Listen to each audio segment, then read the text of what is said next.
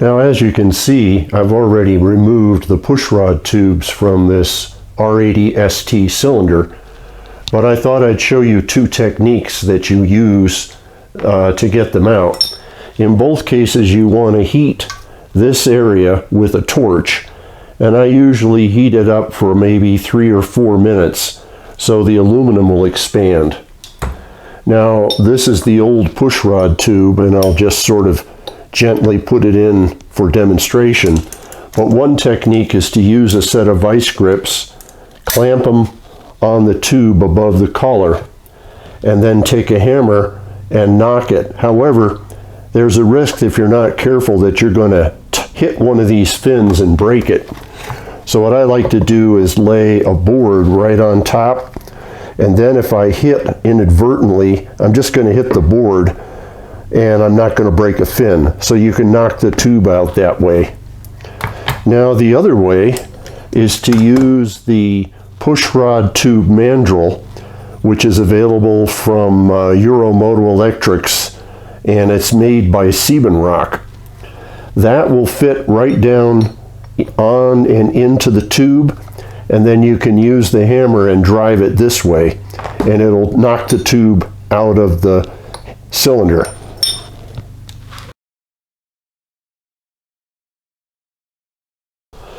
These are new stainless steel pushrod tubes that I got from Euro Moto Electric.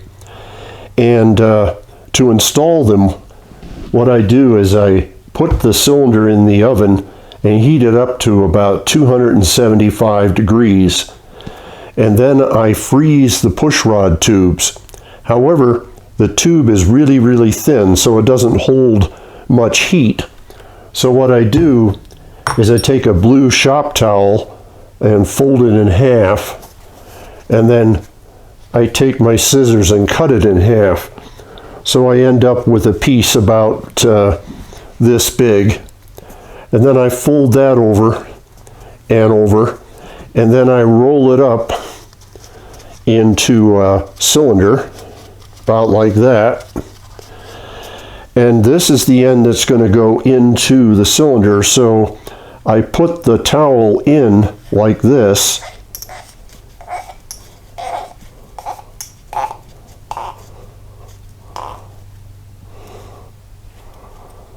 there we go, about like that. Maybe push it in a little further with a screwdriver.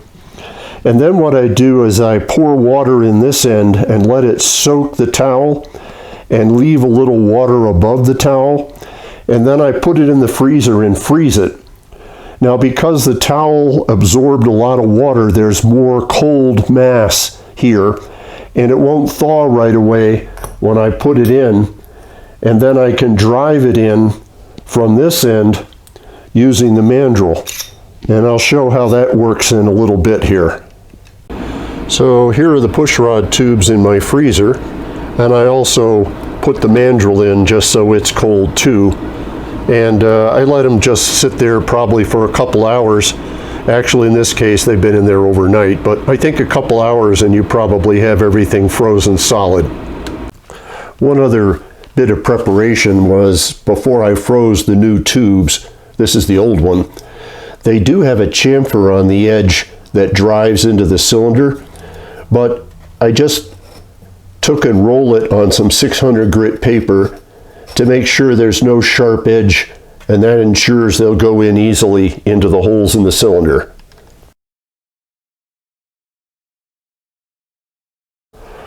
Now, when I install the pushrod tubes, I use a couple of 2x4s to put the cylinder on so the studs will stay off my workbench. And the other thing I do is use a wire tube brush, and I clean the pushrod tube bores just to be sure there's no grunge in them and they're kind of polished. That makes it easier for the tubes to go in the holes. Now, when I install the pushrod tubes, they need to be set to a specific depth. The new ones are in the freezer, so I'll show you the depth here with the old one. But the top of the pushrod tube collar needs to be below the cylinder flange 1.75 to 2 millimeters. Now the reason for that is so when the pushrod tube goes into the engine block and the pushrod rubbers are sitting here, this depth is just enough to compress them to get an oil-tight seal, but not to compress them so much that you split the pushrod tube rubbers. So that's a critical part of installing the tube. So I found that popsicle stick's thickness is about in the range of that 1.75 to 2 millimeter.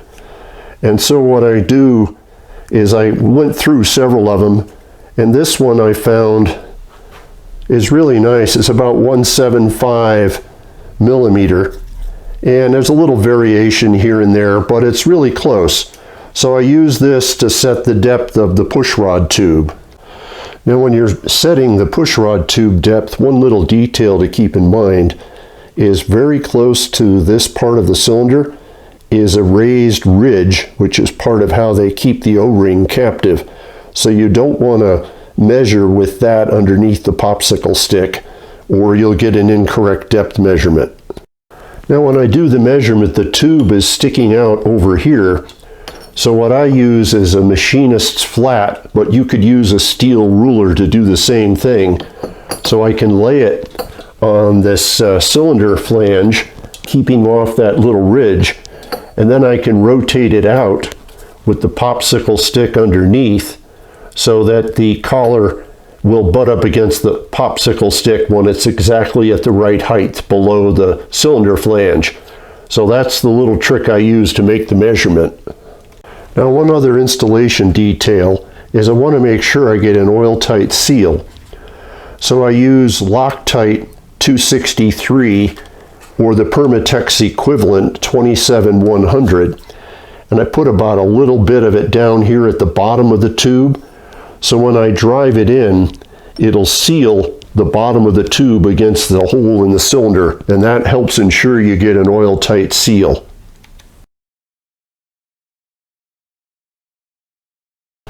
So I've got the cylinder out of the oven, and I've got the tube out of the freezer. Now I'm going to put a little of the red Loctite around here.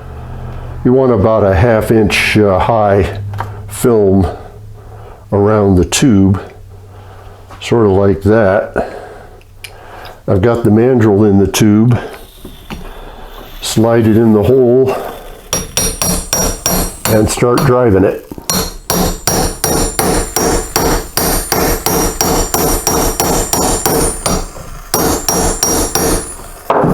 Now let's see where I am.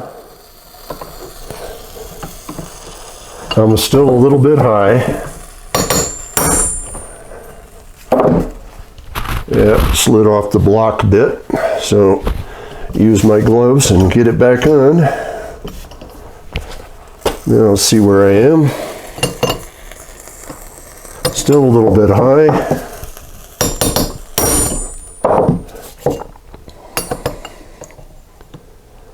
Getting closer.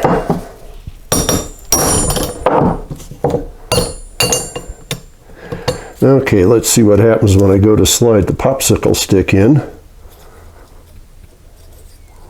Alrighty. I think that's good. Just slides under. So what I'll do now is put the cylinder back in the oven for about 10 minutes to get it hot, and then drive the second tube. So you can see the red Loctites all around the bottom there, but that will ensure an oil-tight seal. Okay, time for the second one. Same basic procedure. Get a little bit of the red Loctite on there, about a 1/2 inch up from the edge of the tube, and lay it in. And pound away. Now let's see how we're doing. Still high.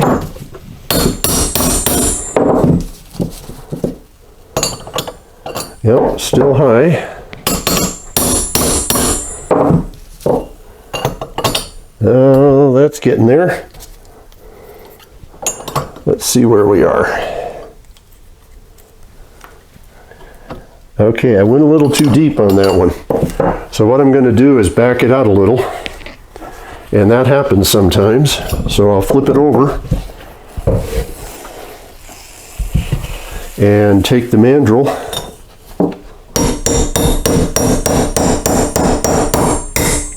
and knock it back a little bit.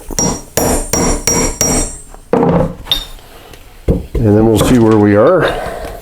Sometimes you have to do that.